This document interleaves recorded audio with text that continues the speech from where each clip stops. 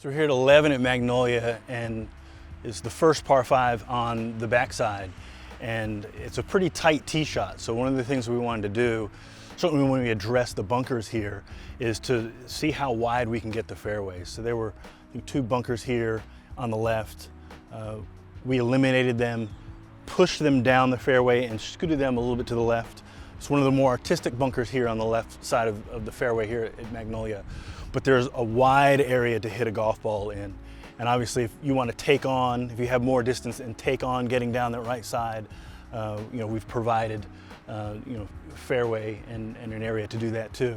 One of the things we noticed in the beginning with the existing golf hole was how the bunkers looked off the tee. You could see some of the sand, maybe not all of it, but we liked the look. There was a layered look to some of the bunkers. So we definitely tried to incorporate that layered look with the bunker on the left, reshape that bunker there on the right so you can see it. And then that far bunker down there used to be to the side of the golf hole. We've moved that bunker a little bit more into play and then expanded the fairway beyond it. So what was once a tight little fairway now has a prominent bunker that's kind of front and center, but we've increased the width of that fairway for your second shot by at least 40, maybe even 50 yards. So one of the things we wanted to do with this second landing area here on Magnolia is to open it up. It was quite tight. You couldn't really see around the corner, and it wasn't clear where a player should go. So we recontoured this fairway, repositioned and eliminated one of the bunkers there, and took the 2 bunkers that were kind of tucked over in this corner under the oak trees and moved it out so it could be front and center. This is a visual bunker, from the tee as well, and it influences kind of that decision-making process for your second shot on a par 5. That's one of the most interesting shots you can find in golf is the second shot on a par 5. And so by opening up this fairway, providing what we would like to call meaningful width, a player can decide to take on, the length of this hole, get the ball down as far as they want, or they can lay back and have to navigate some of these bunkers. There's also a contour feature beyond this left fairway bunker. So if you take on that fairway bunker and hit it over that fairway bunker, there are favorable contours that will kind of work a ball down towards that green. We also took the green orientation and placement into consideration with the width of this fairway. Tucking that green closer to the lake edge and providing this width, it may be more advantageous for a player to lay back for 1 pin position or get down as far as possible and take on these 2 fairway bunkers to have a better angle into the green. Again, for this second landing area, we really wanted to give the player options.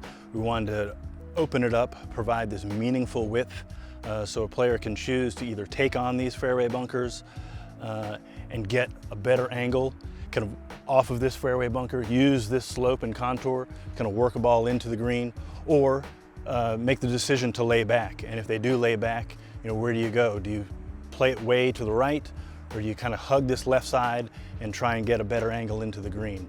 It's up to the player to decide, but those are some of the options that we wanted to present after this renovation.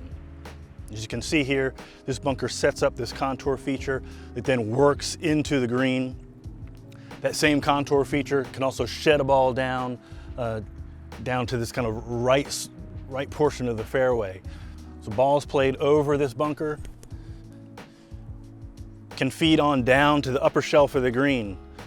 Balls that go just to the right of this bunker will kind of work down towards the water's edge, having to navigate the false front on the front right of that green.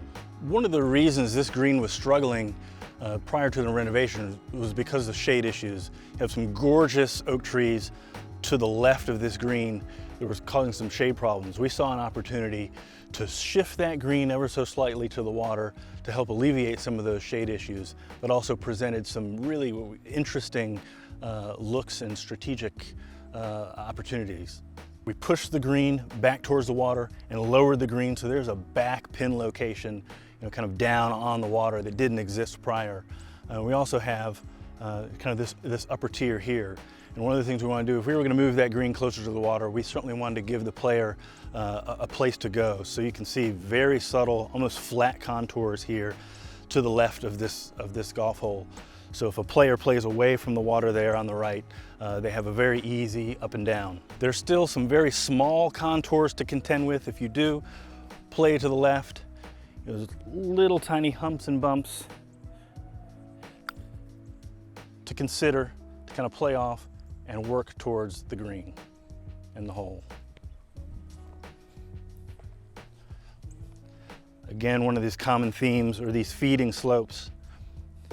And you can play away from that water over there and run a ball down here. If your ball does happen to stay on this tier, there are contours in the back left of that green that will feed a ball down to a back right pin location. Or one can choose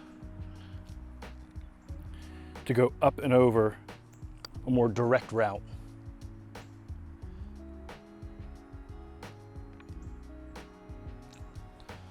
You know, there are various little subtle contours depending on which contour you choose.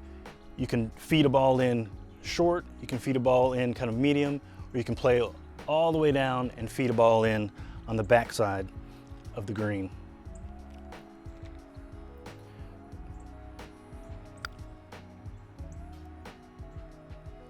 Putt's working all the way to the back part. A little bit of a backstop.